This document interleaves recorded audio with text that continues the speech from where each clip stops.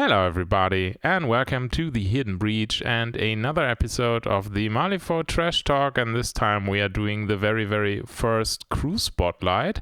And I got a special guest here with me today. I'm sitting here at 9 in the evening, and he's up and awake at 7 in the morning the next day. Warm welcome for Michael here from New Zealand. So, Michael, how did you end up being here with me on that podcast? Hey Hagen and hey viewers. I was invited due to my superior intellect for McCabe. Obviously, no, we've had some fantastic games in recent times, and started the dialogue around McCabe and all the strengths and interesting stuff that he provides. And so, when you invited me around a McCabe specific episode, I thought that's a perfect time because I've been thinking about putting something out there into the ether as well to help other people. Anyway, and so it was a perfect opportunity. I'm keen to grab that and have a chat about, I would say, probably one of my very favorite masters. Awesome. That sounds really great. Yeah, we had some very enjoyable games where I mostly got my face polished by a McCabe crew, if I remember correctly.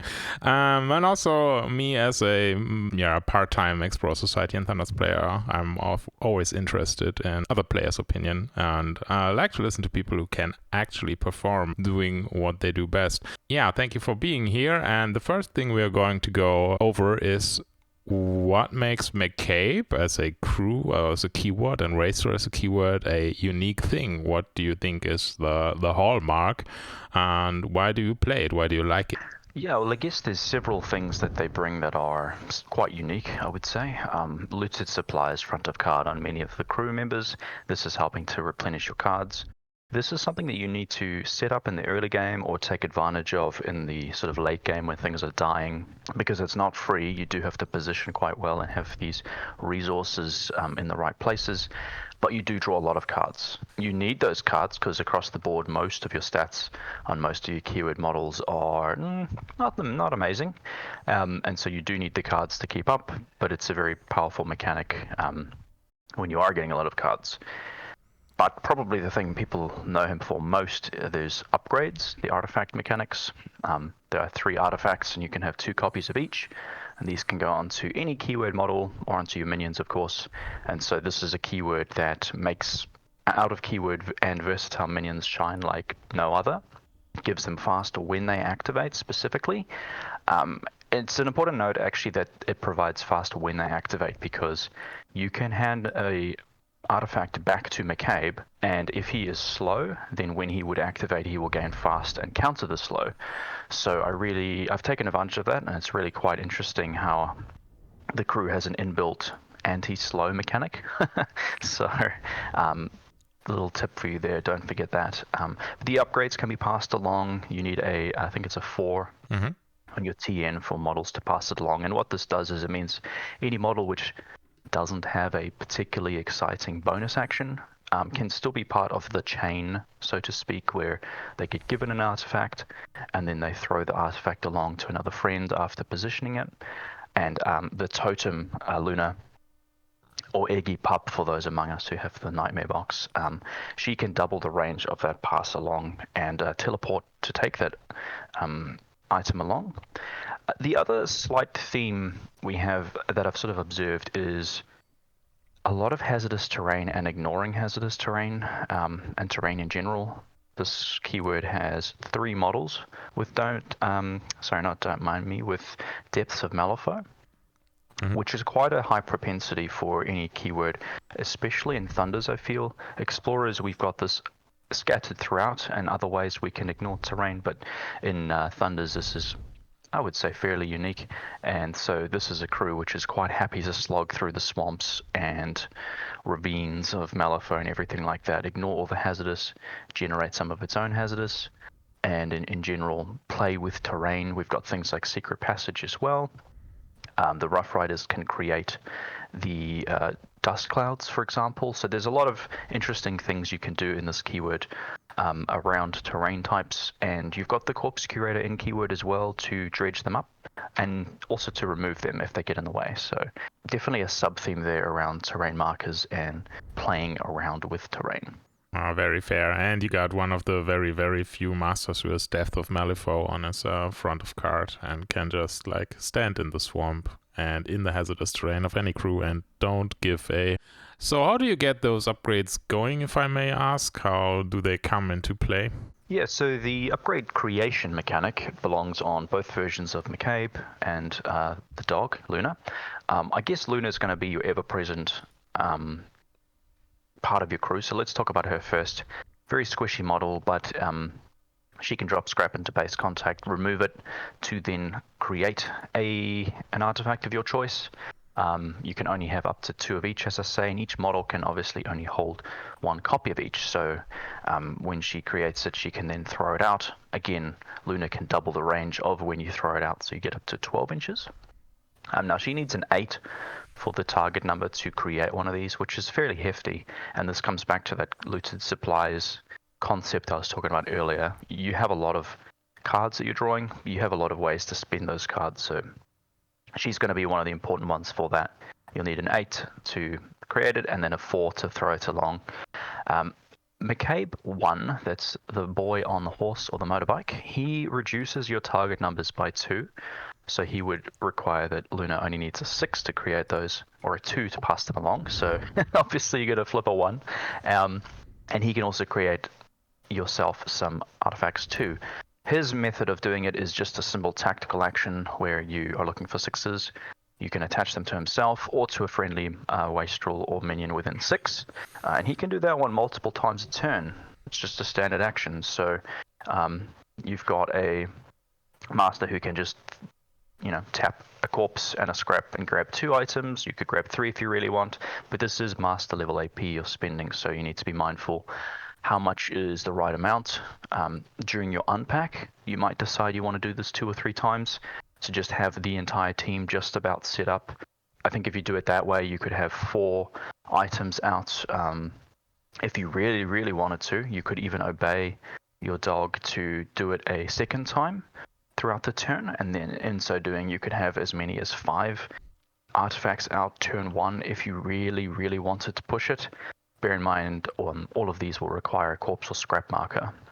The corpse curator can provide those, and it can be counted as those, but that's still a lot of resources you need to generate to do it in that way. Also, I think that dawdling that way is not the best thing you can do these days in any meta, or specifically in this GG where you gotta, get moving like early. Yes, exactly. You're so right.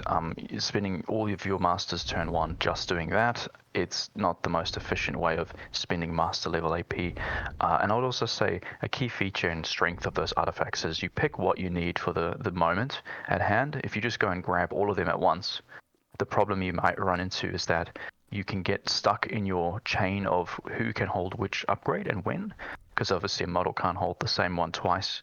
That can actually disrupt how you get them out between models. So that can be a problem as well. And also you might just be over-investing. You throw them all out onto different models, and then your opponent just kills one nice and early anyway, and it feels like all the value that you could have acquired over 5 turns worth and your master AP just vanishes. I guess just to quickly round out the artifact creation trio, we also have McCabe 2. He has a very forgiving bonus action, Treasure Trove, with a massive range of 10. You only need a 3 for this to succeed. And you target a corpse or scrap marker. It doesn't even require that you remove it as part of the cost. So even if you black joker this, it's forgiving because you won't lose it. But upon succeeding, it is then removed, and you attach the upgrade to someone close to where the corpse or scrap was. So this is quite an important stipulation. You target a scrap 10 inches away from him. There could be a Rough Rider a further 5 inches on the far side of that. So 15 inches from where McCabe is, and that can still attach the upgrade, which is massive. It also has a built-in trigger to pulse out some stun, potentially if your opponents fail the target number, but the real juicy trigger is Jackpot, where friendly keyword models, wastrels, within 5 of the model which attaches it gets focus +1, which is insane if you're playing a lot of keyword models, which is usually recommended you could be getting upwards of focused 5 or 6 throughout the team, which is very, very, very powerful. This is one of the most important lines of text on his card, and you're really looking for low tomes all game long to see if you can abuse them with Treasure Trove. And then lastly, to mention for McCabe 2, he can throw out upgrades as normal as a bonus action, but also at the end of his activation, he can do that for free, or he can do that by the text on Treasure Hunter, where it unattaches it from himself to give it to someone else, and then they both get shielded, which is very welcome because most of the keyword is fairly squishy, so that shielded goes a long way. How would you value both of the titles compared to each other? Like, do you have a favorite? Do you have something that you go to most of the time? Would you think they are even? What's your take? They both have play. They're both fun. They're both good. I think McCabe 2 is a lot easier to play, and in a vacuum, I would say he's a lot stronger. He has cursed objects, which is his main shtick. This further plays around with the artifact theme, where when you have an artifact on a model, enemy models within 5 inches of it suffer -1 to their attack action duels. Very, very, very strong. You can cover a lot of the board with this when you get it going, and this just slowly waters down the offensive abilities of your opponent. McCabe 2 is also very robust because he has extended reach and he has methods on his own card to heal himself, and he's getting that shielded that I mentioned from Treasure Hunter. So I look to him when it's more of a static or brawly kind of pool a lot of the time. He would be my preference, because I know that he's really, really durable. He also features a stun on his pistol, which I found to be very, very useful, and you can threaten a lot of people with that. McCabe 1 is much, much more of a nippy fast boy. There's a lot of fun builds you can create with him, much more of a skirmisher than a full-out brawler. He does have a demise where he hops off his horse, heals 5, and then can go a second time, so he's kind of ish got 15 wounds if your opponent can't ignore demise, and that is worthwhile, but don't be mistaken, he's still quite a bit squishier than McCabe 2. He generally likes to make up for that with a healthy move 7 and having Ride With Me, and Like the Wind on his melee as a trigger to get even more ridiculous pushing going. So he's very, very nippy. A lot of the Wastrel crew have cool movement mechanics, which are very expensive in target number requirement, and McCabe 1's going to help you reach those target numbers because he reduces those target numbers by 2. That's a massive discount. So if you're playing keyword heavy, and especially the movement-based models that really want to get around, we're talking Hucksters, Desper, Rough Riders, then there's a very solid shout for McCabe 1. The horse boy being your pick. Things are going to be way cheaper. You can skirmish really well, and then he can nip in and out to kill things as required. Definitely a large niche for him in that space. But I would say in default, I'm looking at McCabe 2 as my starting selection, and then looking for reasons why I shouldn't play him. And if I find some of those, then I'd be like, okay, what can McCabe 1 do for me here?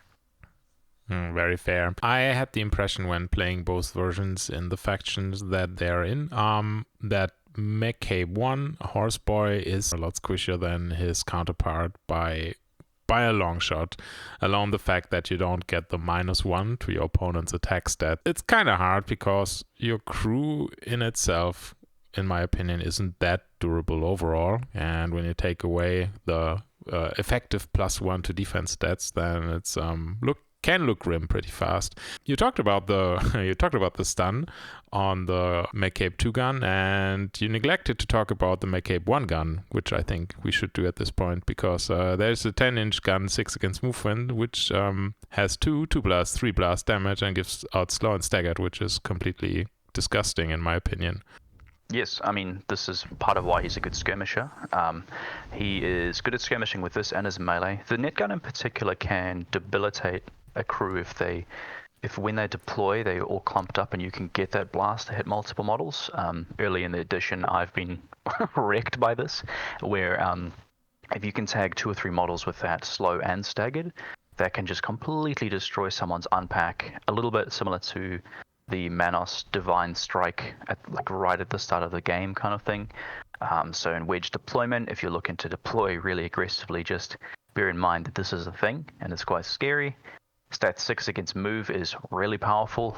It is held back by the fact that its damage properties are only 2 and there's only a blast on the moderate, it's super important because it's not easy for McCabe to get focus and therefore to get a straight flip for damage and push through that blast damage. I think that if it had a blast on the weak, I would be significantly more terrified of it. Maybe it's balanced that way on purpose. One interesting thing is if you do hit someone with it, it does stagger them, which makes follow-up attacks way easier to land because this does target move. And at 10 inches of range, it's very forgiving. You can snipe people from a long way away. So if you just wanted to push out 6 damage to someone in a turn, you could do that very efficiently with a net gun. If that's what you wanted to spend your turn doing, he can do that. And it also does have a reasonable trigger there to push enemies towards you. This is really going to get value based on what kind of models you're targeting. If you're attacking henchmen, they can stone through the damage, which means they don't get slow or staggered. So it's important to have good target selection. It's the same rules for the pistol with stun on McCabe 2. The enemies need to be damaged for it to be applying stunned, so you got to be careful, or at least mindful, what it is that you're shooting. And for example, if it's a hard to wound model, it's significantly less likely you're going to get that moderate or that severe unless you're very lucky. And so if your plan was to blast and try and really debilitate the crew, maybe aim for like the enslaved spirit next to your main target who does not have hard to wound, where you're probably more likely to get that sweet moderate and really annoy his crew. So that is kind of the overview of the crew mechanics and of the 2 versions of the master. Next up, we got hiring a McCabe wastrel crew. Michael, how do you go about that? What is your process of thought when you build that crew? I usually start with how can I counter my opponent more than any other crew. This crew has a lot of interesting tech options because as we've established, minions look great here compared to most other keywords. So any minion that provides utility is worth a shout. And a lot of the keyword have really weird niche tech, which normally isn't particularly helpful, but in some matches is super helpful. So I look to see if there's any particular weak points of an opponent's crew that I can really have a go at and tap into. One example, for example, being Jesse Halliday, who's not a particularly well-rounded or strong model in my opinion, but in certain matchups provides a lot of value. So I'm going to assess if there's something like that which would be useful in the matchup first. From there, I'm looking to decide what am I doing for scrap. This is a important part of playing the crew is managing your scrap. You've got, as we've established, looted supplies on a lot of models, but that requires scrap. And you've got a lot of ways to spend scrap, so you need to decide, are you drawing cards with it? Are you using it for artifacts or for other purposes? Where are you putting it? How much do you need? How much are you willing to spend on it? Now, you can bring the Corpse Curator, and for anyone new to McCabe, I would recommend bringing him for like your first 5, 6, 7 games and just getting used to how he plays. He can count as a scrap, and when you would remove him as a scrap, he takes 2 damage instead. So very forgiving in terms of just having a walking dispenser of looted supplies and artifacts. But even him himself, you're going to need extra scrap if you really, really want to push it. And so you're looking at different ways to generate scrap. Perhaps the 2 easiest ways are his own trigger on his bonus action on a tome to drop scrap. And I'm a big fan of the huckster generating scrap on a mask for false claims. So that's one of the early decision points I'm coming to. Where is my scrap coming from? How much of it do I need?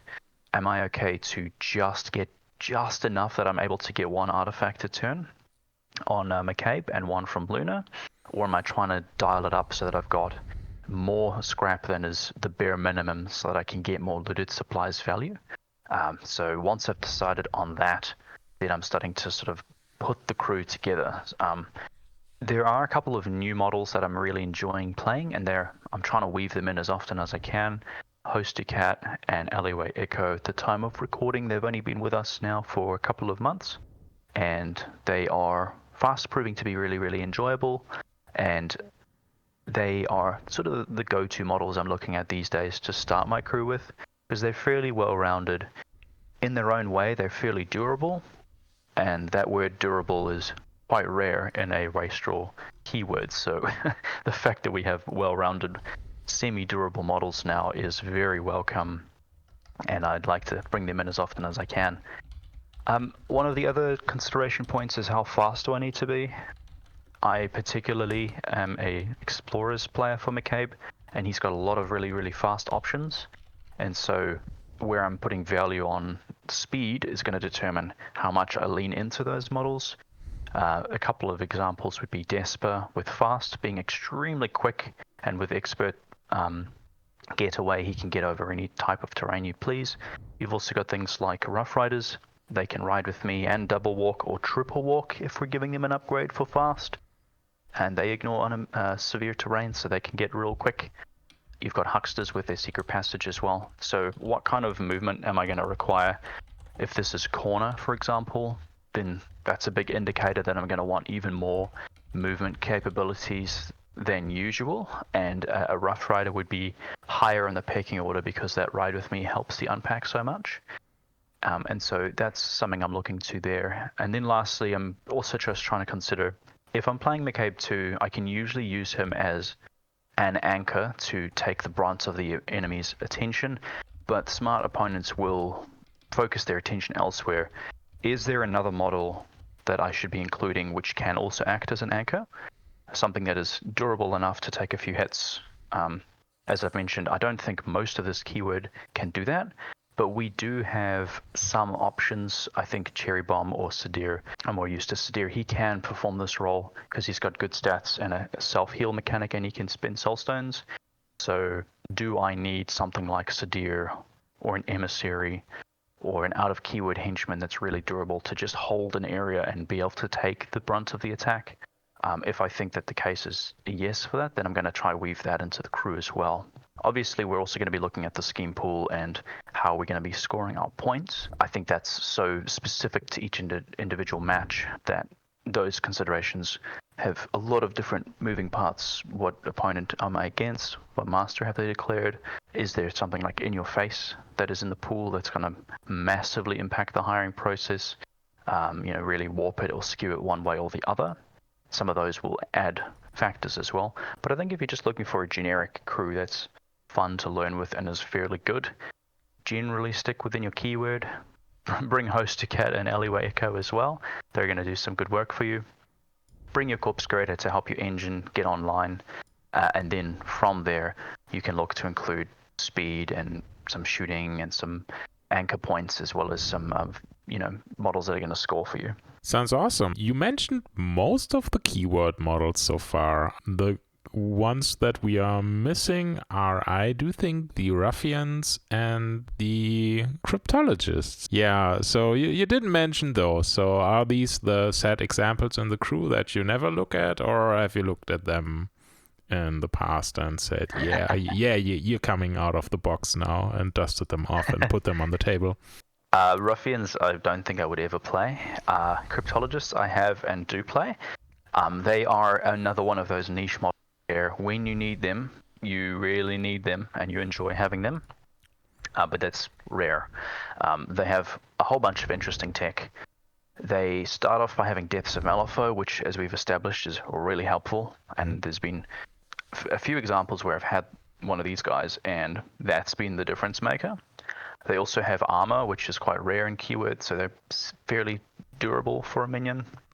They can remove conditions from enemies by punching them. So if you're up against Keris, this guy's great. He can just rock up, hit her in the face, remove all of her burning, for example.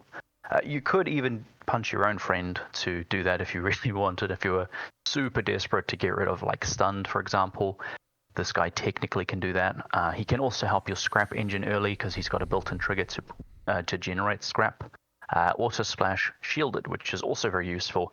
But perhaps the most interesting part of his card is Ancient Technology, which is not on many models, and it's a big sort of aura debuff for enemy start of activation effects where they have to discard a card, or you can choose any number of them to be ignored. So this really stops things like regeneration.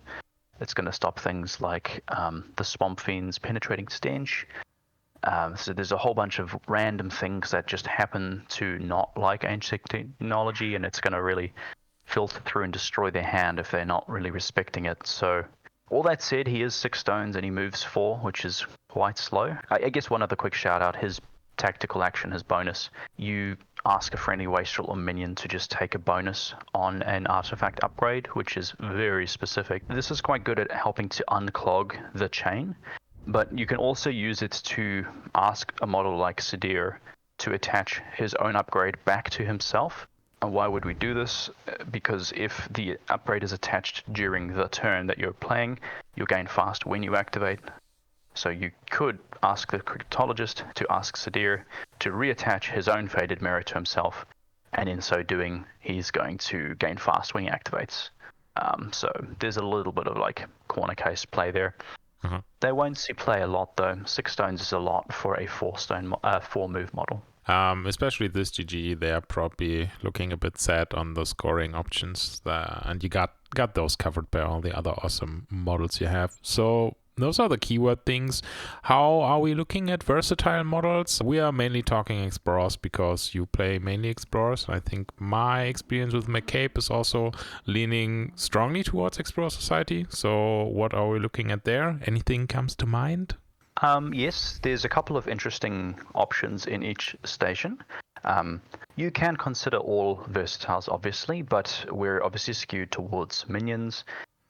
We have some really powerful ones, but I guess to start at the top where we can see some value at the versatile level, Mr. Natara is very useful in a number of matchups.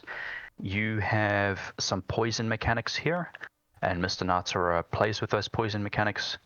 The Corpus Curator's bonus just hands it out unresisted, and then Mr. Natara has neurotoxins, which is extremely powerful and dangerous, switching off Soulstone use and triggers just for being nearby. Super welcome. Voice of the Society giving us +1 when we target other models. That's every single time we try and throw an upgrade around. Very, very useful. So he does a lot and is very interesting. He is 9 stones, so he's kind of expensive, but there's some genuine synergy and cool things we can do with him as a versatile pick. In the Enforcer slot, not so much. The 2 that I've sort of played with to some success are either the Effigy or Emissary, which come in for different purposes occasionally when you need something that's really stalwart and tanky, or if Assassinate's in the pool, then your Emissary might be something you look towards. The Effigy is less useful in this crew than many others, but will still sometimes show up as a mechanic to help move your models out. If you're really desperate, it can also help to get focus with its galvanized trigger, so you can hit a friend and then give focus. So if you were really looking for ways to get focus on McCabe 1, for example, you could technically do it with the Effigy. But the perhaps 2 more interesting options here are the Alpinist, who is very, very map dependent. Our crew is already really good at navigating terrain, but the Alpinist can turn that up to 11, and I have hired that before with McCabe crews and really, really enjoyed the fact that I can go through enemy markers and things like that. This is your tech away from Rasputina, for example, or other things like that, or just a highly congested board. It's useful to have a guy like this. The really interesting spicy one is the Bellhop Porter, because when you take the Bellhop Porter, he increases the size of nearby models during their activation. If you're playing McCabe 1 and you hire 2 Rough Riders, during their activations they can then ride with me on one another, which can make an already mobile crew insanely mobile. You can hop up the board with your Rough Rider, take 3 shots at someone, and then your other Rough Rider can activate, take 3 shots, and then ride with me back with the first one, keeping them both safe after you've delivered 6 attacks at your plus flips, critical strike potentially, and you've got McCabe to do the same thing as well. So a really, really fun build that I've really enjoyed, and was particularly good at scalping pools. I had some fond memories of playing that, where I think it was Cursed Objects or one of those kind of equivalent games, not the Aura, the actual strat, where you just are encouraged to kill a model a turn. Super nippy crew, able to get around the board, and then you've got the Bellhop Porter himself to have some extended reach and protect the models as well. You get up the board. The really cute thing is the Emissary is also only size 3, so you can ride with me the Emissary if you do this. which covers up the major weakness of these models being that they're quite squishy. Suddenly, if you're carrying around an enormous defense 7, 10 wound dude with a massive shield, suddenly your Rough Rider feels a lot safer. And again, in those kinds of pools, that's worth a lot. So versatile, yep. I think Bellhop Port is definitely worth a shout. Obviously, we're going to have to talk about botanists at some stage. This is probably the keyword where botanists feel way overtuned and very, very powerful. They're just extremely fast and durable. That's basically them in a nutshell. Their stats will become insanely high once they've got their 2 grow tokens, and this crew helps them get those grow tokens like no one else. And then once you've attached an upgrade, because they are minions, then they're able to take 3 standard AP, and they themselves have a bonus to get a free walk, so they end up just being incredibly fast at move 6 with the ability to walk 4 times if they needed to.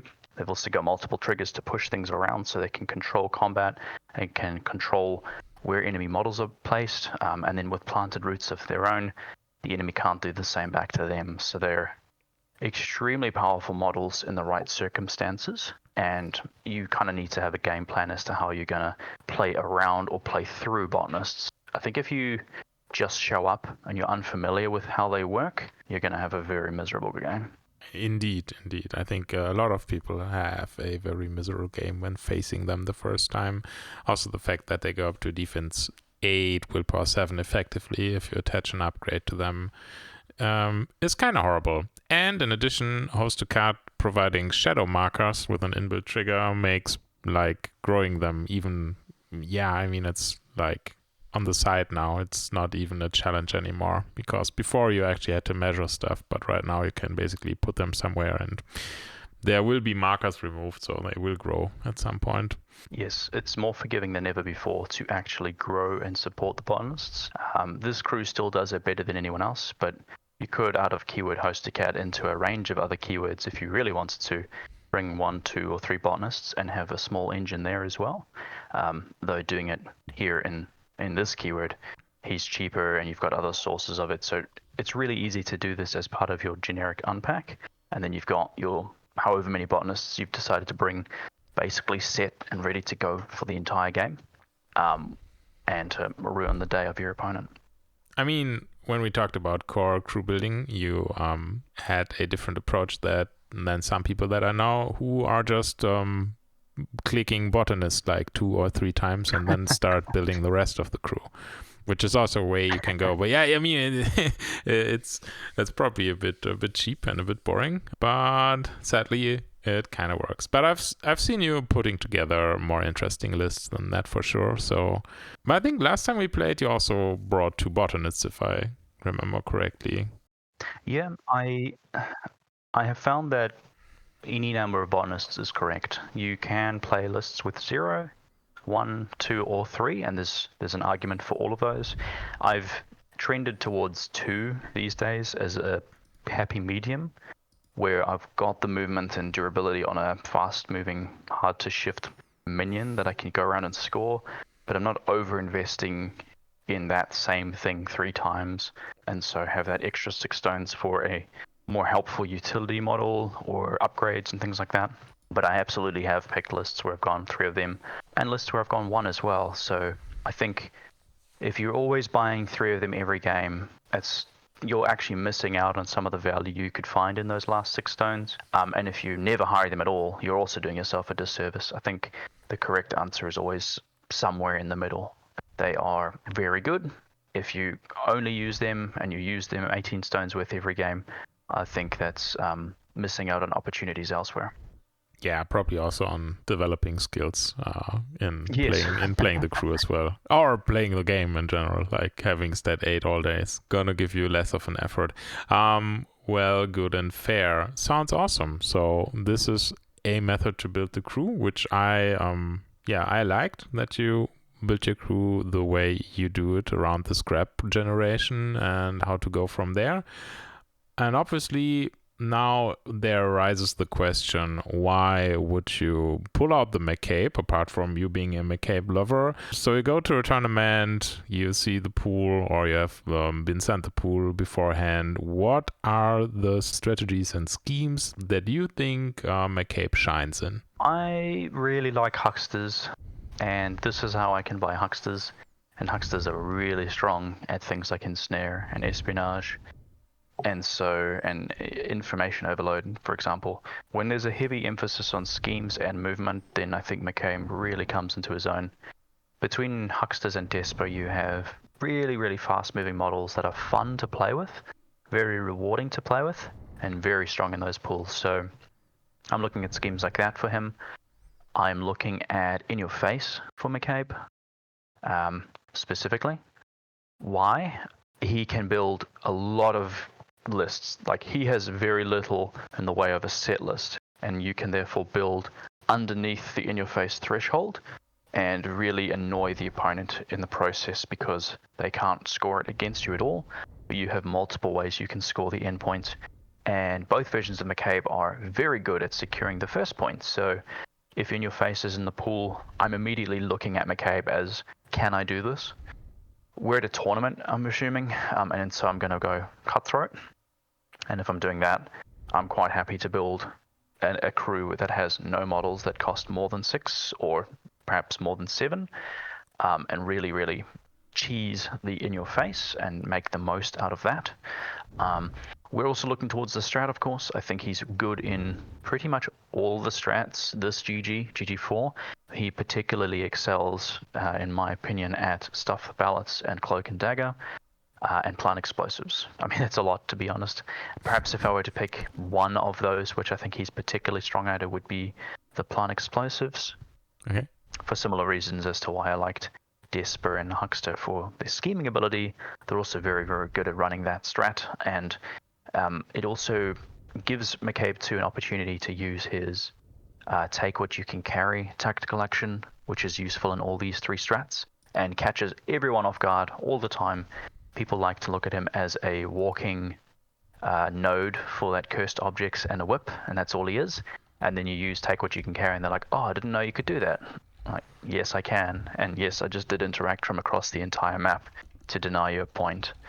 So he loves those kinds of schemes and strats. He does have some play in Raid the Vaults and similar kind of attrition-y pools. He can be okay in these pools, but he would not be my first choice. That attrition play change for you with the new model with host to cut, because you got a healer now that can bang out the heals on target number 6 and Yes. get fast, so you get 3 heals per turn.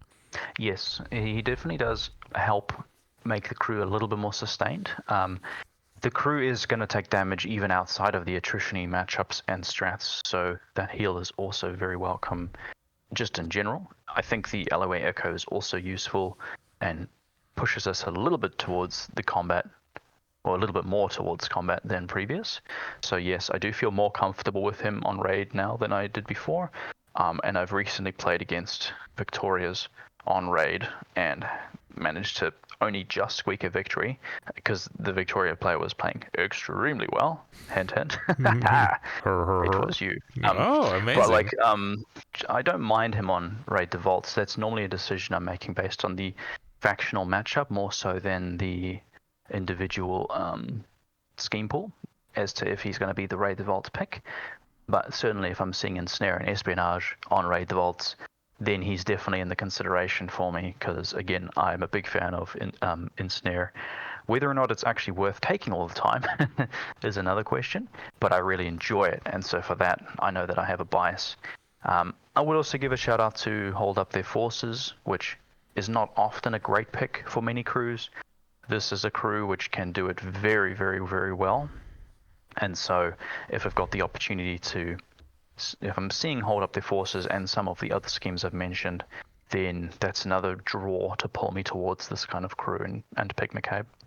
Awesome. So do you think you play McCabe a little bit more than you should be doing in Explorer Society because you like him so much? Yes, but possibly not for the reasons that you think. I guess we haven't really covered the artifacts, and one of them provides Precise, And we as a faction typically until recent times have struggled because we haven't had good generic armor penetration or things that can get through shielded. And so the really annoying heavily armored models of the world that sometimes wear lead line coat, for example, they can be a real problem for many of our keywords. And McCabe has a great solution to that because he's got the Time Worn Blade artifact, which hands out precise. He himself can hold it and have min 3, ignoring armor, hard to wound, hard to kill, and shielded. I massively value that, and as a result, probably overvalue picking McCabe on a factional basis. For example, if I just see guild or reses, I know some of the defensive technology they bring is leaning me towards McCabe because he just shuts it down so insanely fast that I have to respect it. So I, by default, am looking at McCabe into those matchups. Maybe that means I'm playing him too often and overvaluing what he does. I guess there is a certain bias as to if you enjoy the crew and you enjoy having access to that tech, then you are going to naturally feel more comfortable playing it and reach for it more often than other players. And I know some of the other veteran Explorer players that I frequently chat with, they make mention of the fact I probably overvalue McCabe and maybe undervalue some of the other options we have in our faction. But that's just, I mean, it also suits my playstyle, and that's why maybe I reach for him more often than I should. I'm not criticizing you so much as you might have misunderstood me, because when I play Explorer Society at a tournament, I think I have like 40 or 60% McCabe on the table, because solves a lot of problems that the table can give you basically immediately, apart from massive blocks of blocking terrain where you could probably bring out the Alpinist, like you said, which is a good idea. Yeah, also because I think people struggle against him quite a lot because they don't have the correct strategies, which we get to later, I guess. So these are the schemes and strategy I've favored. So are there any in the current GG, or let's say in the past GG as well, where you did not favor McCabe, where you thought like that was not a good pick? Or do you think it's more faction or master matchup dependent with McCabe? Yeah, look, I think there are some which in the current GG he's not amazing at. He's like aggressively fine at. Take prisoner, you're sort of like whatever. You have a lot of minions in the crew which can be easily taken prisoner, and so I would fear that if it's in the pool and maybe slightly push me away from McCabe, just because I know I'm bringing like 3 or 4 minions at least in most McCabe crews, and they're all bait for that. If there's Lift and Bleed, you can play through it 100%. But there is a bit of a fear. You do have a lot of squishy models around, and it's relatively easy for most crews to score that against you unless you're really, really building to deny it, which I did in my last McCabe game by bringing Sadir and the Alleyway Echo both at that 9-stone bracket, so they would both need to be half health for the opponent to score. But it's not a comfortable place to be forced into, so Let Them Bleed is generally one where I'm uncomfortable when I see it in the pool. Maybe that's a good example because that was against Guild, and so my natural proclivity was to go McCabe. Then it had Let Them Bleed in the pool, and I kind of needed to deal with that in some way, and so I did that by bringing those 2 9-stone models as my top end, which gave me some control as to which models needed to be hurt for the opponent to score that scheme. But it did make me uncomfortable feeling so pressured to have to take Sadir. I think he's like a 20% of the time higher model, and so to be kind of pushed towards him was a little bit unfortunate. I think Sweating Bullets is another one which is quite interesting, where you can't choose McCabe because it's a non-leader, and he's the only really durable model in the keyword, or that you would probably likely hire. And so if you do take Sweating Bullets, although it's fine in the sense that you're okay to brawl with your Cursed Objects aura, you don't have like a Michael 16 of the world, which is just never going to die and is super durable. You don't really have anything like that, and your opponent might have something like that, and so you may or may not be able to easily deal with it. So Sweating Bullets makes me sweat a bit as well from a McCabe perspective. Strat-wise, as I mentioned, Wraith Vaults is not my natural home for him. In previous GGs and things, there were times like Guard the Stash, which I was sort of so about. Most of the heavy killing ones, Reckoning, Public Enemies, the old Cursed Objects is generally not where I'd be comfortable, although you do have some corner case play in some of those depending on the matchup. I remember playing Cursed Objects a while ago against Arcanists, another faction with heavy armor, and I felt compelled to take McCabe for the precise access. But it was Cursed Objects, and I did feel really awkward, and so that was when I brought out that Rough Rider Bellhop Porter build to just scalpel out one model a turn and just play keep away the rest of the game, for example. And that's one way you can overcome a strategy which is not great for McCabe, using his talents and varied gameplay options to just play around the opponent and mitigate those weaknesses. So. Okay, but if I understand correctly, you're more saying that he has more defined strength and like slight weaknesses, but even if you play into a more weaker pool, you can build around it with the flexibility of the keyword up to a point. Like, it's not going to be totally min-maxed, but it's still a playable thing most of the time. Yes, definitely. I think this is one of those keywords which has an amount of play all the time. It's not really hard counted by deployment. It's not super hard counted by terrain. It doesn't have any terrible factional matchups, although there are some factions I generally don't like him against. And there are not a lot of schemes where you look at it and you're like, oh my god, my opponent just gets 2 points against me no matter what. There's a few soft counters, I guess you might say, in the scheme department, but nothing massive. I guess it's also partially helped by the fact this GG there's no Vendetta, which is often easy for the opponent to take and to score against something like a Desper, because he's quite squishy for his cost. That's not in this GG, and so his stocks in my eyes have gone even up further. So next up, I want to talk to you about the master matchups and or faction matchups that you like or dislike. So let's start with the likes. Where are you very happy to play McCabe? I've heard Guild, instant McCabe drop. I agree from my experience, by the way. So what else do you think are great factions to bonk down the McCabe? The obvious examples are where there are armor. I think that's going to be Guild, Rezzes, and Arcanists in particular, where there's a high propensity towards not only armor but having low wound counts because there is armor, and so he's a natural pick in those factional matchups. I also more and more have been leaning towards him against outcasts in recent times.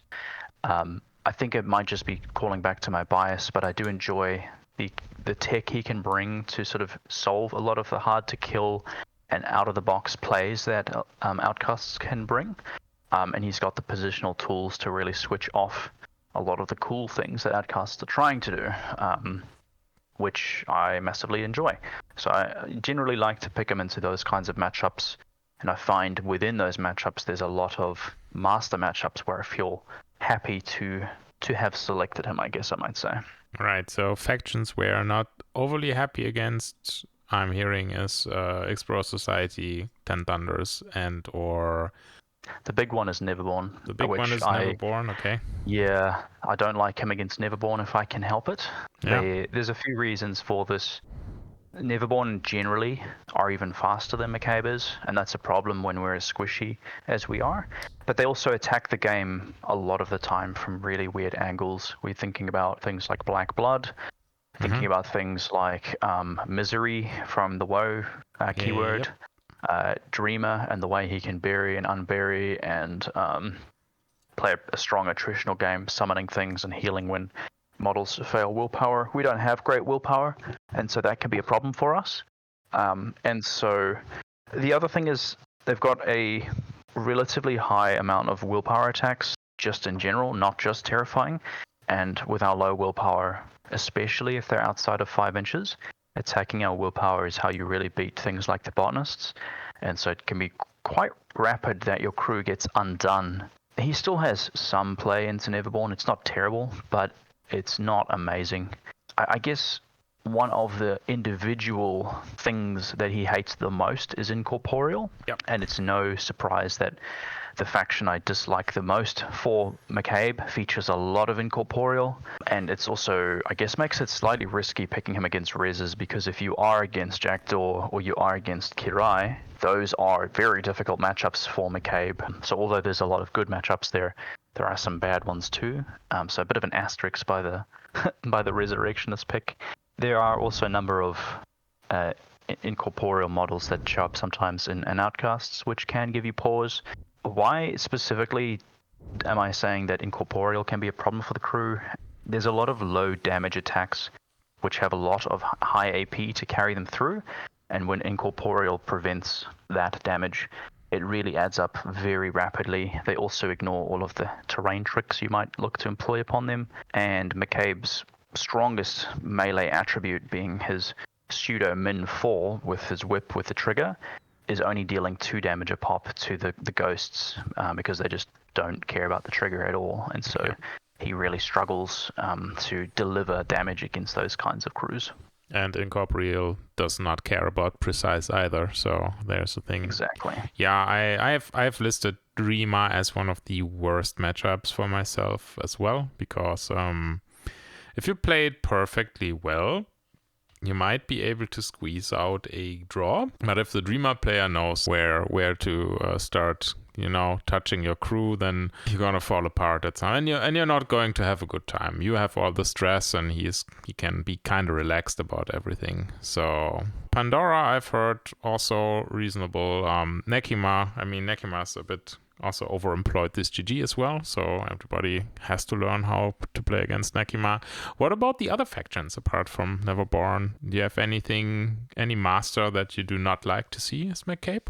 Yeah, there are a few which are very problematic. I think a well-played Ma player is a nightmare to deal with.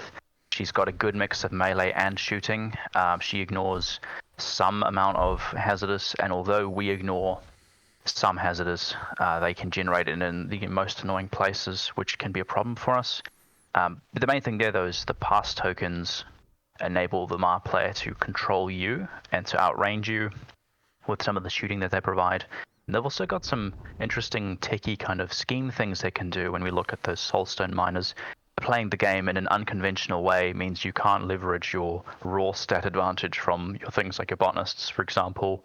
And so they also enable them to get away and pick at your squishy models like Luna or your hucksters while ignoring your botanists entirely, which is sad times indeed. So I think Ma is scary. A skilled Ma player is definitely not something I would want to play against with my Wastrel crew. I think that's quite scary. I think that in the Explorer's mirror matchup, Lord Cooper is quite scary for McCabe. It's a little bit of a on the knife's edge kind of thing, because both crews are in their own way good against each other, but he does have some good tools to really push through damage. In particular, Adversary and Predatory Instinct just give him so many plus flips that he can often just fight his way through the stat disadvantage and not need cards to just force through damage, which is very, very, very scary. And he also has great tools to just reach out from a long distance outside of the cursed object's range and just delete a model. If Lord Cooper's going nice and early, he can just walk, focus, and kill a botanist, no sweat, for example. So that's also quite a scary matchup. Although I would say in that matchup, you do have the option to just bring in the Emissary to help shore up some of your early game fears. But then that is 10 stones you're spending on a giant walking shield, which is not going to normally help you score. So there's that to consider as well. I think within Thunders, there's the Asami factor, where at the time of recording, she is extremely powerful and very, very good when the player piloting her has his 20 plus reps.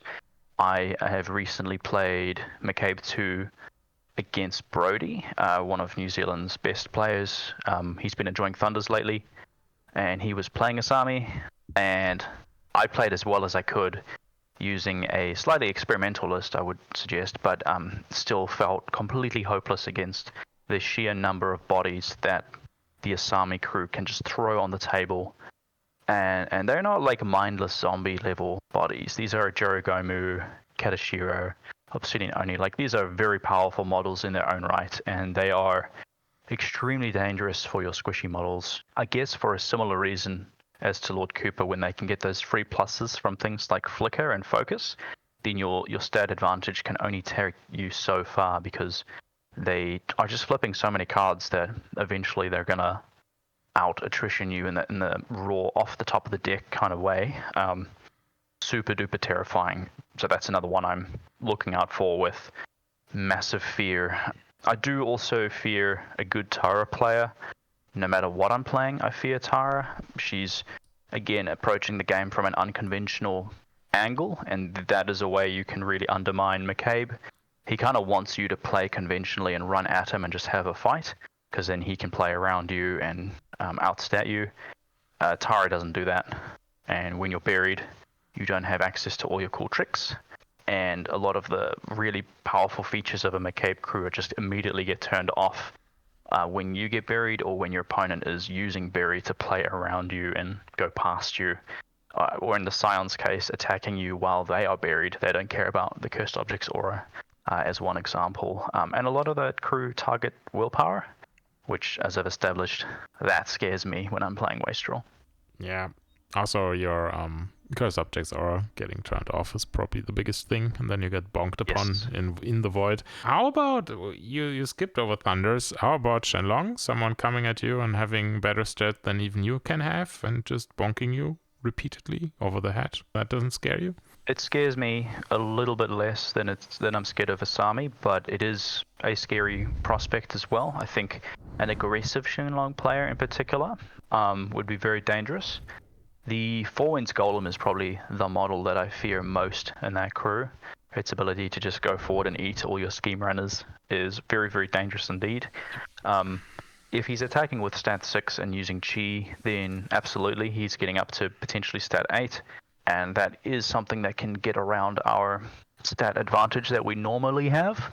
It's going to depend a lot on player skill. I think the good Shenlong players will be something you need to fear and respect and consider how you're going to beat, but it's not super easy to play Shenlong, and so the sort of like light to moderate rep Shenlong players, I think you'll be okay against. It's just the really, really good ones you need to fear.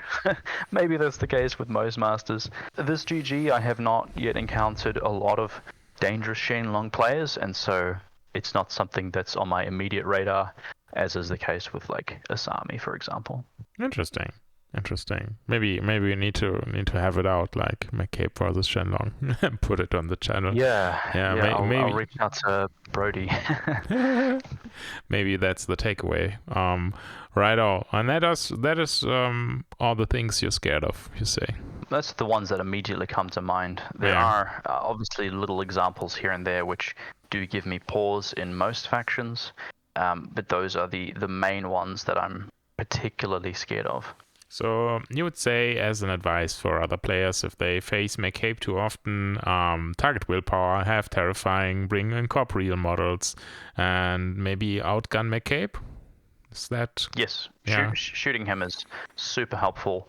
If you have any early game pressure you can put onto Luna in particular, that's one of the big weaknesses of the crew. Every time I play against McCabe, I strongly consider hiring Austere and Twig out of keyword to do exactly that.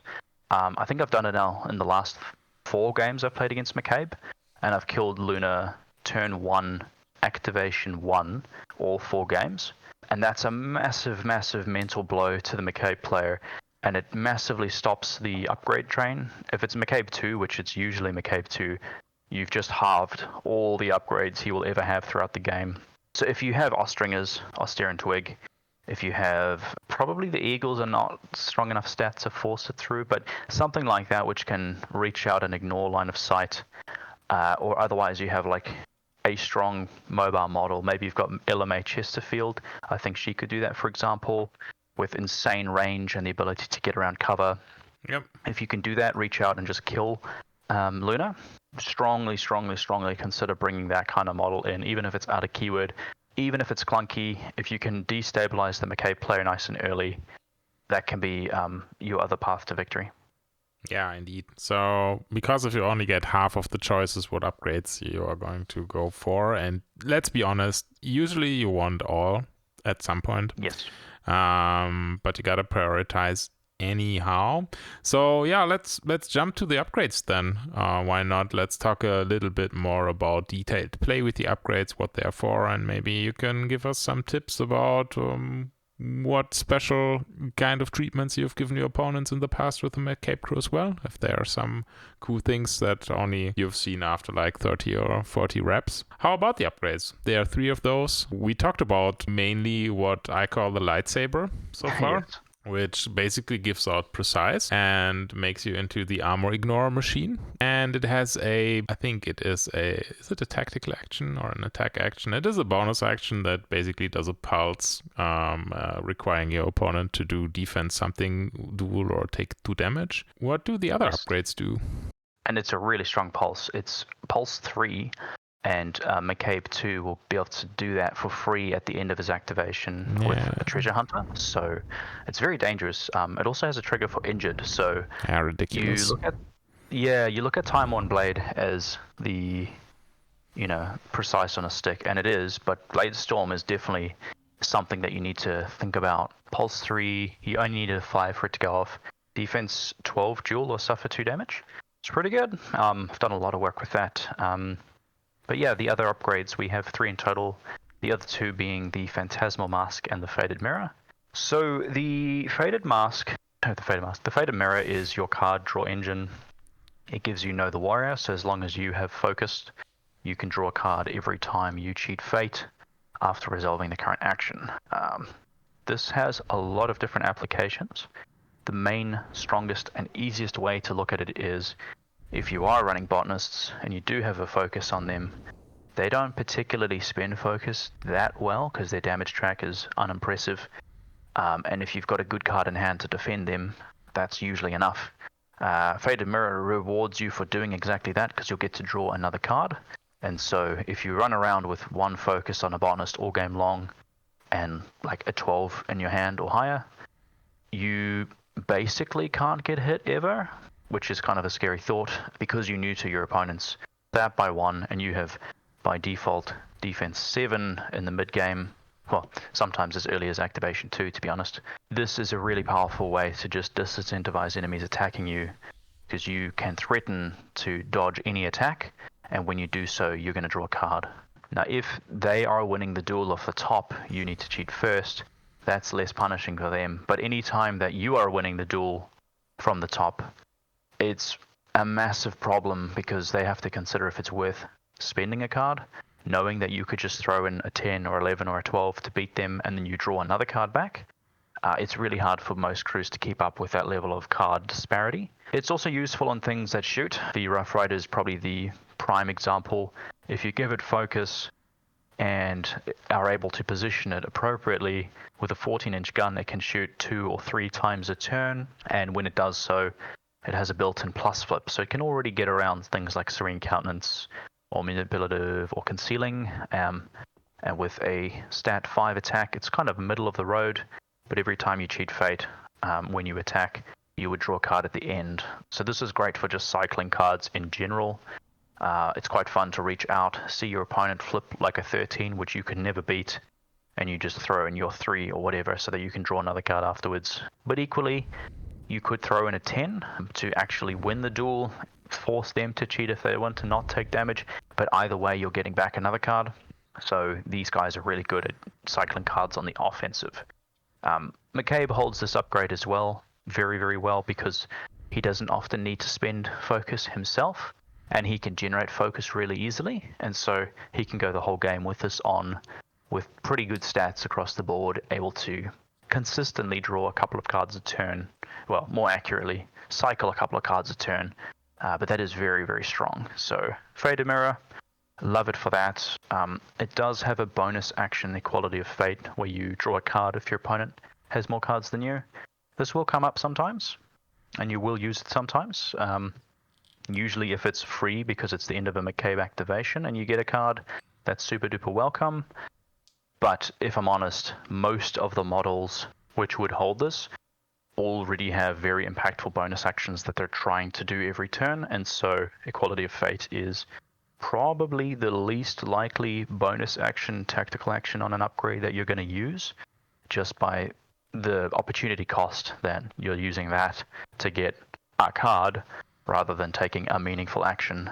We already draw a lot of cards, so getting one more card, while it's welcome, is not often worth your bonus action. If we look at the Phantasmal Mask, this is what makes the crew really good at brawling. You gain life leech on your model, so within 4 inches of it activating, the enemy model activating, that is, your model is healing 1 and dealing 1 damage to them. You get a bonus action, Protective Spirits, which hands out shielding to nearby models and can also, on a trigger, heal the model which casts the spell for 2 and end a condition. This is really, really nice on botanists because they add +2 to their stats, and they technically have this on their card now, meaning that you only need a 5 to cast this rather than other models needing a 7. And more healing on them just makes them more egregiously hard to deal with.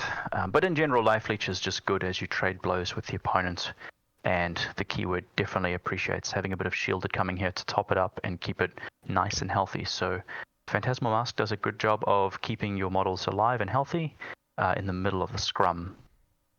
Awesome. So what models do you put those typically on? I heard botanists. My favorites personally are McCabe and Alleyway Echo nowadays to put Mask on. Yeah, definitely. Those are the ones I like to have it on as well. One of the problems with the McCabe crew is every model wants all the upgrades. You do need to be picking who gets what exactly. McCabe scrums really well with a Phantasmal Mask, and the Alleyway Echo, yes indeed, he's good with that. He's also particularly good with the Faded Mirror because of combat finesse, where your opponent can't cheat fate against him in melee, so when they attack, they are hard locked into whatever card they flip, and then the Alleyway Echo can throw any card required to beat that and then draw a new card, so that's also a great one for him.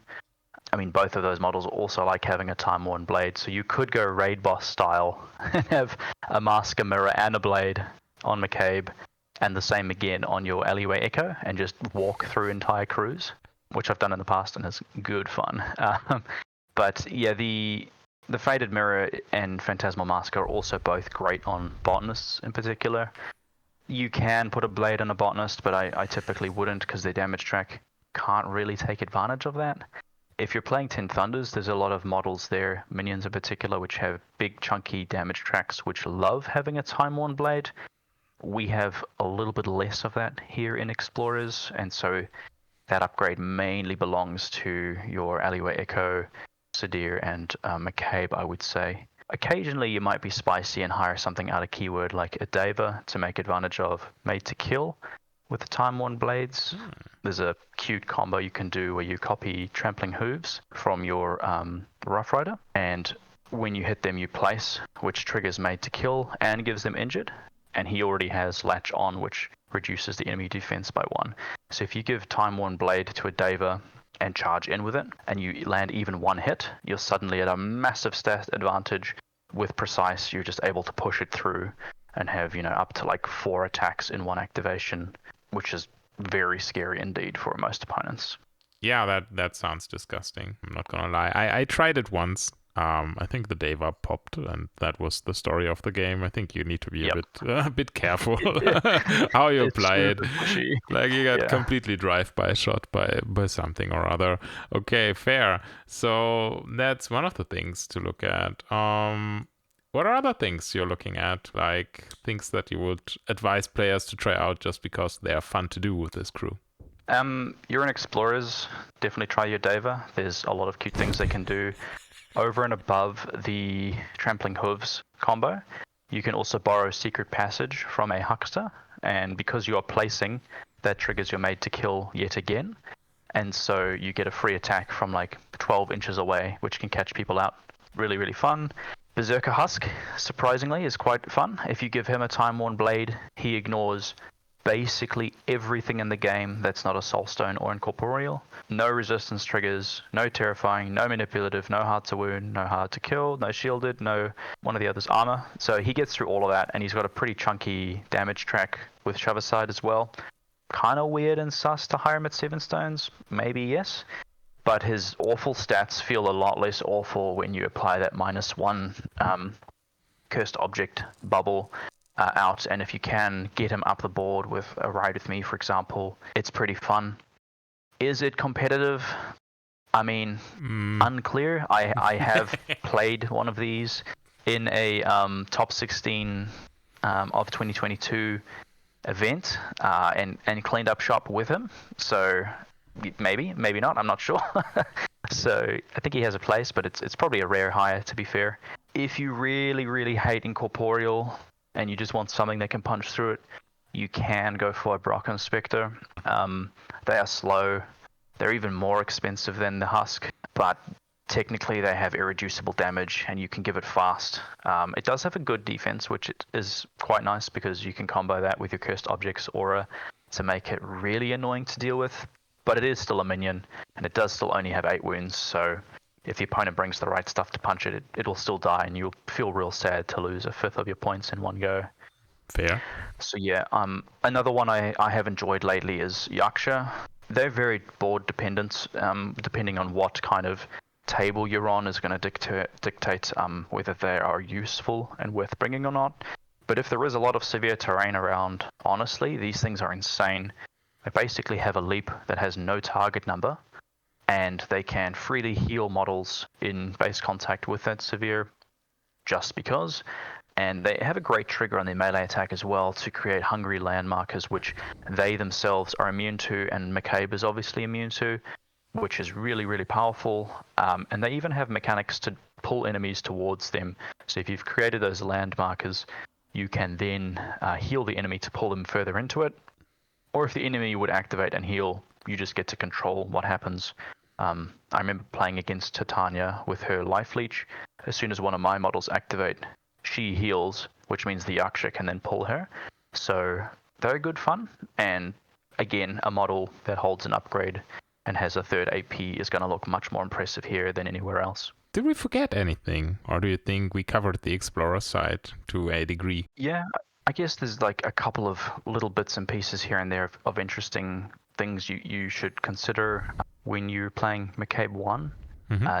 Don't forget, when you ride with me, when you choose a marker, that can be the Corpse Curator. So if you've got a low mask in hand, you can actually pull 2 models with for 1 AP, and that's very efficient. And it will set up your looted supply chain in subsequent turns. So that's a cute little trick to use if you can. It can be quite enjoyable. That's the main one that sort of comes to mind as a, by the way, this is a thing you can do. Indeed. Should we take like 2 minutes to talk about some stuff from Thunders, or should we just skip it and say we don't have an idea?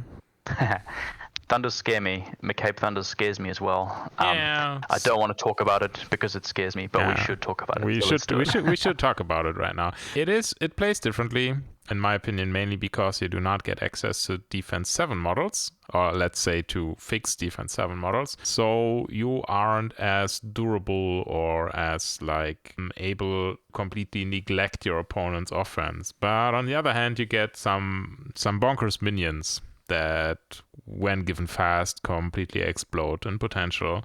You mentioned Eurogomos before. I would add to that, and I know some people are gonna eyebrow raise now. This is High River Monks. Any upgrade are completely bananas. Maybe they just die, but sometimes they just run amok. And it doesn't matter if he dies. If he took out like 2.5 models before, then he can go. I mean, it's fine. Now that we got host to cut, I think low river monks are not that much of a thing anymore. I feel like. Any other minions that come to mind that you would say are super scary in Thunders? Because I think Eurogomos are the main thing. Definitely. I mean, they're the poster child of the scary minion, but Charm Warders have a big place as well. They're quite cost efficient at effectively 8 stones out of keyword here. The Jinx in particular is really dangerous because range 10, applying injured. If you get injured and that was the only thing, your stats were the only thing keeping you safe from the min 3 with precise, then these guys have a way around it. But also the tech that they bring for Lantern of Souls and Barrier to the Other World to neuter summons and demise effects is really powerful. And these guys also have chi, so you can pair the chi mechanic with McCabe's cursed object mechanic to just make it absolutely ridiculous, your stat disparity. They also ignore incorporeal in their attack. Now the damage is not amazing, but ignoring incorporeal is very welcome in this keyword for reasons I've already established. So they are definitely something you should consider if you're a Thunders player. They're quite spicy picks for a McCabe crew. I mean, I'm honest with you. Whenever I play Thunders, I don't know. I if I say 50%, it's probably wrong, but it's like 30 to 40% of my games have a charm water regardless of keyword, and I basically never regretted taking a charm water just because the trigger on Jinx puts so much pressure out early, and they just have such a solid kit. And the bonus action, I mean, I don't know. Last tournament, the bonus action did like 30 damage. One charm water did 30 damage in 2 turns with the bonus action because my opponent couldn't kill it. He didn't have the resources, and charm water just waltzed in, said hi to everyone, and everything just evaporated. So yeah, I agree. Charm waters are very scary. We got another thing now in Thunder's McCabe, which I find something that is an option for Thunder's player. I personally, because now you can put Minakurai in a McCabe crew, because now McCabe can hire Host to Cut and has in keyword access to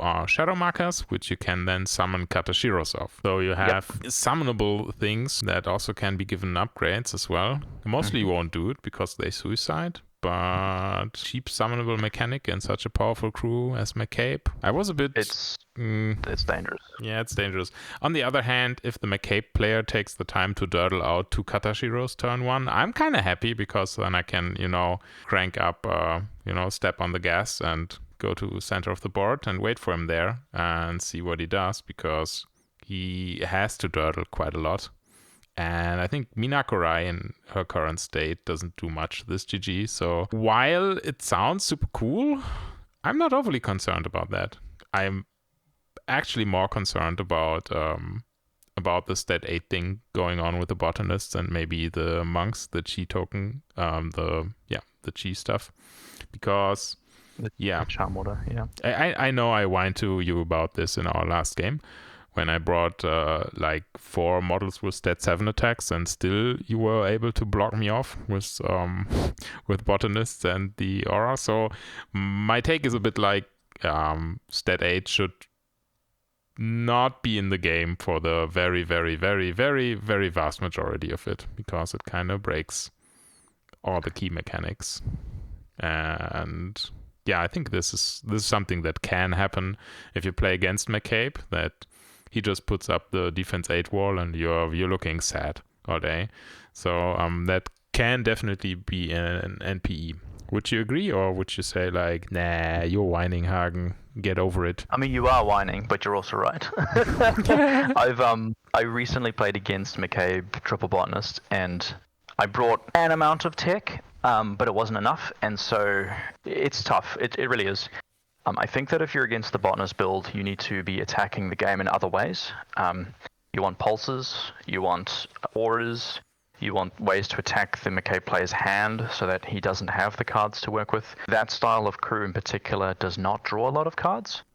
It may seem like they're saying the words draw a card a lot, but a lot of that is conditional to know the warrior from Fated Mirror and cheating in the first place. If they have fewer cards in hand, they can't do that.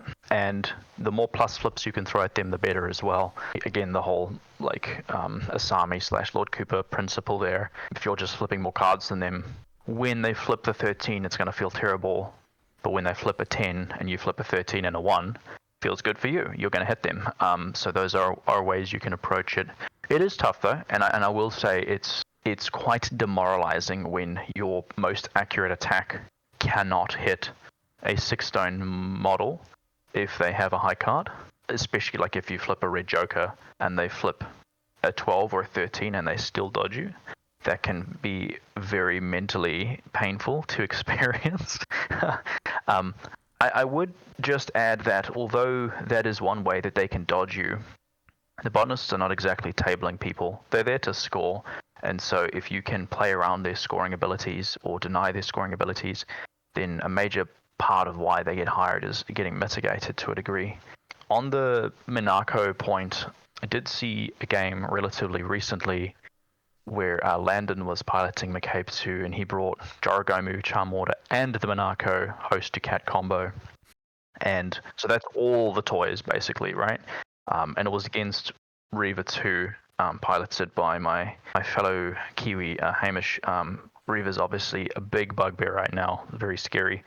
And this McCabe crew had so many tools at its disposal, it was crazy. So summoning 2 Katashiro turn 1, yes, there's a bit of durdle involved, I agree, but they also scored 2 points of outflank just for turning up. And I also think when I look at the Katashiro's card, when we consider it's a free model, sure, we want to be careful about over-investing on upgrades on it, but if it did get an upgrade the turn after it was summoned, so it's no longer slow, with the combination of made to kill and blown by the wind, this thing can attack like 9 times in a turn, potentially, with that unnatural speed if it hits it, and 5 times if it never hits that trigger even once.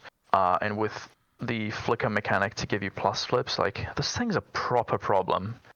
It's even got Blade Rush as well. So, like, there's a lot of attacks a free model can take where if your reliance was heavy armor or something like that, and you were already feeling worried because Time Worn Blade exists, you could just face death by 1,000 cuts from the Katashiro claws and just die really easily.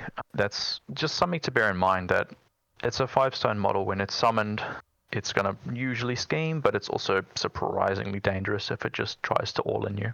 Maybe you say that's typical for me, but for me, Katashiros are mainly like suicide assassin runners. Like, they can scheme, but I don't know.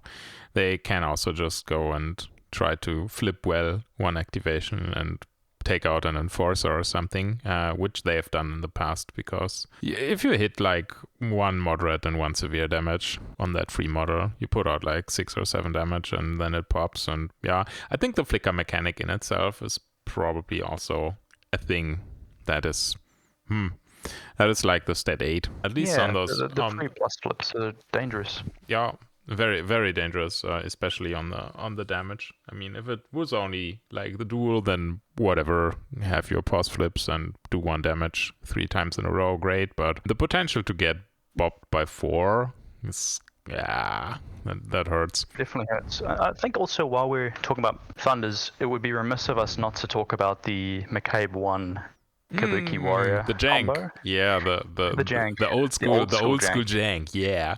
Hell yeah. Yes. Take it away. Well, there's a lot of text on McCabe 1's card, and some of the text says careful, it's cursed. 10-inch tactical action where you pick a upgrade attached to a target other friendly model, as in someone who's not McCabe, and then enemies within 2 inches of that with pulse 2 take a 13 willpower duel or suffer 2 damage and gain injured +2. It's quite scary, and it's going to tax people out of their control hand to dodge it. The Kabuki Warrior, however, has distraction, so enemies within 2 inches of him are in negatives for willpower duels. So that's a very natural combo where if there's 2 or 3 enemies clustered within 2 inches of a Kabuki Warrior, and you use Careful It's Cursed on said Kabuki Warrior, they're probably all taking 2 damage at injured 2. When they're injured, it's even harder for them to resist it a second time, or even potentially a third time. So yeah, it's not uncommon if you fall into the mistake of trying to kill the Kabuki Warrior and just coming up short. McCabe then just triple taps your whole crew with that, and the activation ends with some of your models dead and some of your models on injured +6 at half wounds. So just be mindful that that's a thing which can happen. It also helps that the Kabuki Warrior has just a casual greatsword, which, you know, may appreciate a time-worn blade from time to time to just disintegrate whatever it's punching in melee. So if you see a Kabuki Warrior in a McCabe 1 crew, be very afraid and do not cluster around it. Just try to kill it nice and early. Certainly don't try to kill it in melee because it's got combat finesse. Yeah, I think shoot it off the board as soon as you got the opportunity. Just kill it.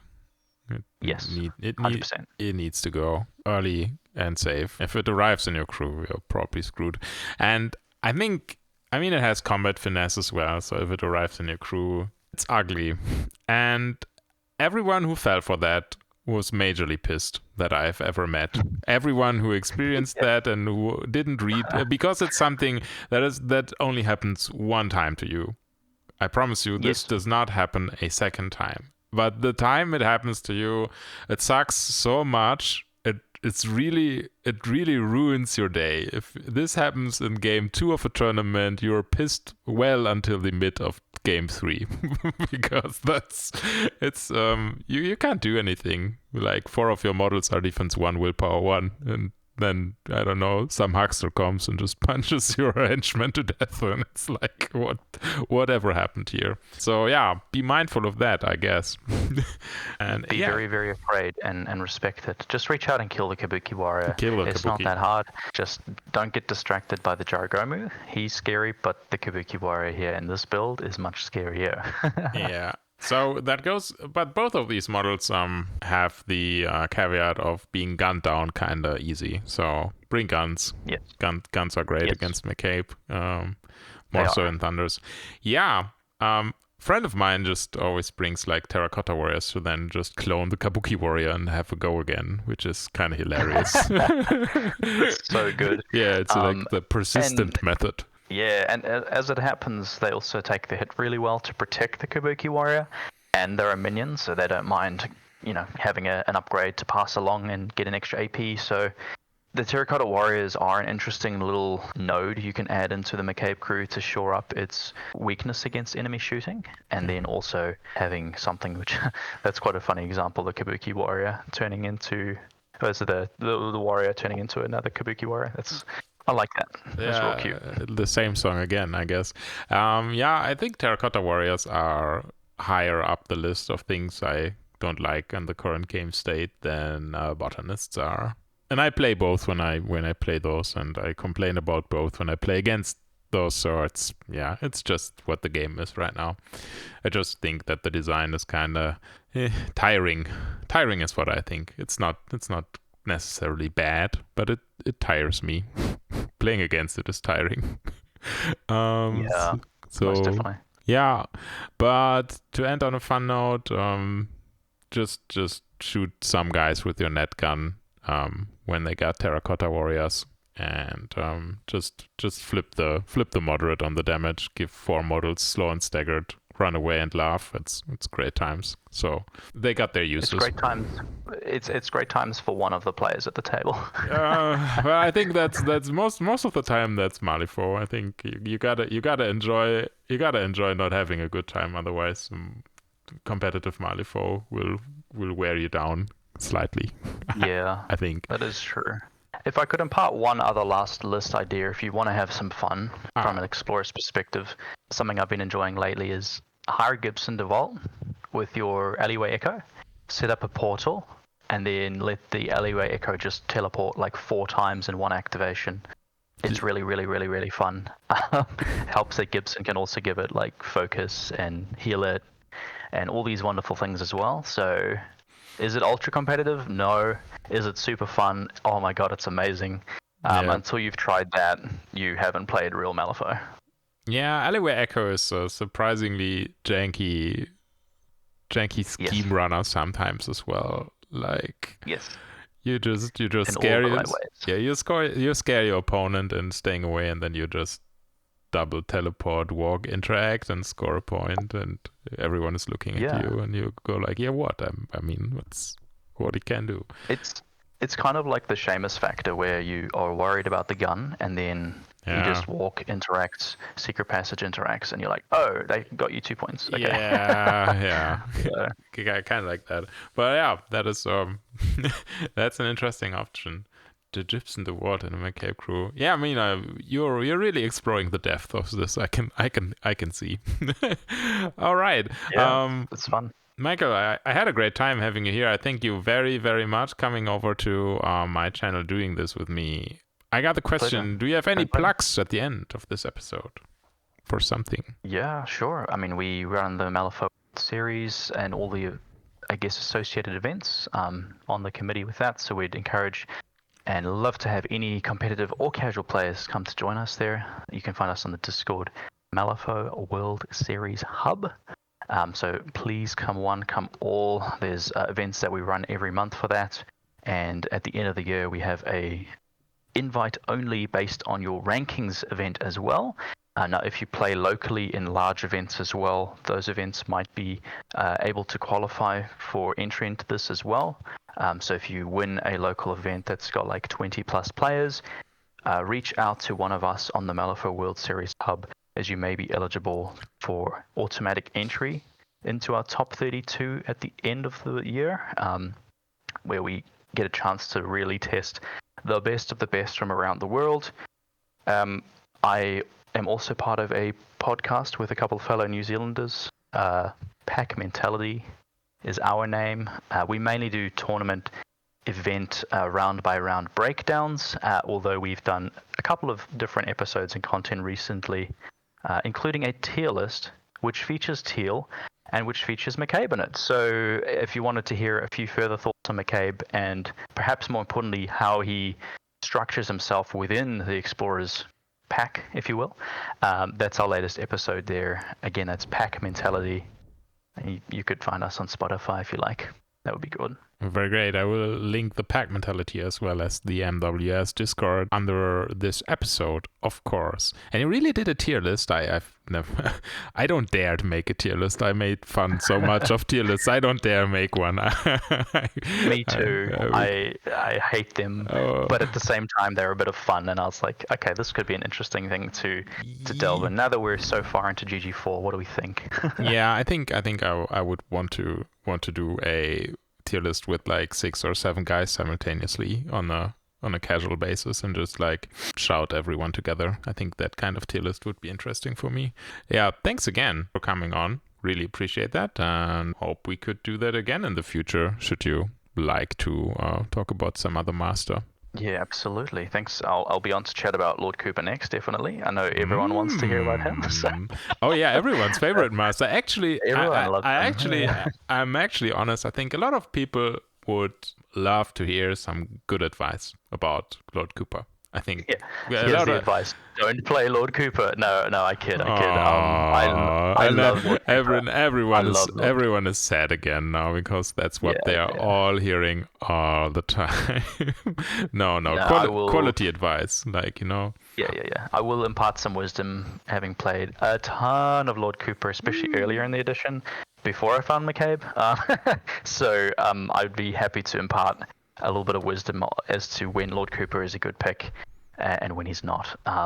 He does have a place. This GG is quite good for him, actually, I think, at least in comparison to some of the previous GGs. So for sure, we'll tee up the time to chat Apex at some stage. All right, and for everyone at home, thanks for listening. I hope you liked that. Should you be of the opinion that you are the absolute expert on some Malifaux master, or you know someone who is, or you want some specific crew covered in this podcast, so please reach out. I got something, stowed away for future days regarding this format, but every input and every feedback is valuable to me. And other than that, go ahead and go Instagram, like this video, subscribe to the channel, hit the bell button, and all that jazz. And I'll see you during the next episodes, and have a good time until then, everyone.